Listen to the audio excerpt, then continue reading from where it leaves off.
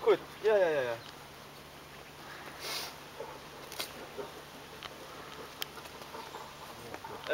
Ik kan je wel een telefoonnummer doorgeven.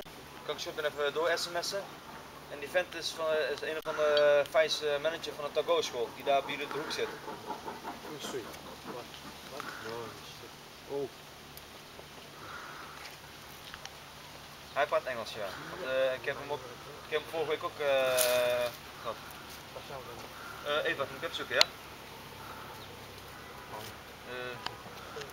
Doe zo even sms, want ik heb hier een heel basis telefoontje. Ja. Oh, wacht, ik ga nou even een kaartje pakken. Even.